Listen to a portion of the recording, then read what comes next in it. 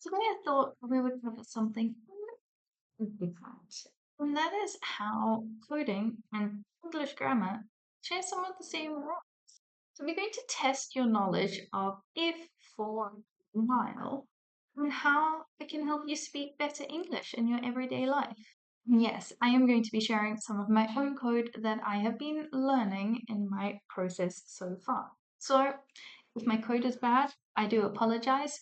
And I am up for some feedback if you have any to give about what you think about my coding. And I will be here to help with your English.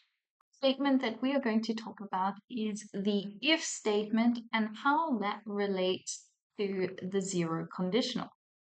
But to just quickly explain what this code does is it gives you two random numbers, and if you add the two numbers correctly, then it tells you that you are correct.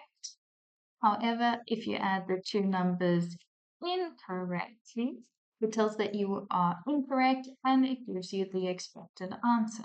In this situation, I used the if statement. So if student answer is equal to the total, then it prints correct, or else it prints incorrect. Now, the if statement in this works exactly the same as the zero conditional. We use the zero conditional for facts and routines. For example, if water reaches 100 degrees Celsius, it boils. If I push this button, the menu opens.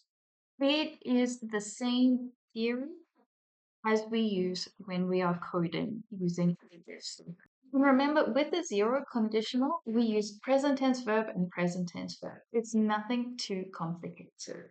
Moving on to for statements. You can see here for row in range, and it's all to do with bricks in a base. Let me explain what we had to do here. This one is to do with the canvas, and you can see we have canvas width and canvas height, and we have plus. Now, the whole point of this was to make a pyramid that started in the middle of the canvas. The canvas size could change, and also the number of bricks could change, and we needed to factor this in. Let me show you how it runs, and you can see there it is. But let's get back to the important part, being the code and looking at the for loop. As you can see here, I've written for row in range. Now, for loop in coding repeats an action a certain amount of time, right?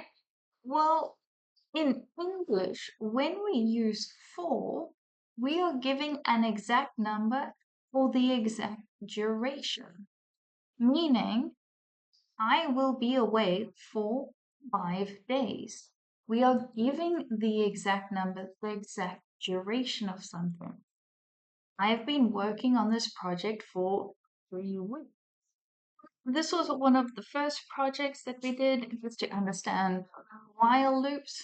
It's a very simple project. You enter a number, for example, 5, and the code then doubles that number until it reaches the first one over 100, and then it's now. When it comes to while loops, while continues an action, right?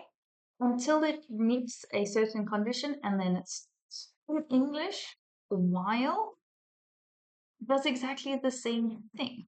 While describes ongoing activities or continuous activities. For example, while I was studying, the phone rang. Can I get you anything while I'm at the shops? Can you see the similarities between while the current value is less than 100, the program must run, or while I'm at the shops, can I get you something? We are describing a continuous action.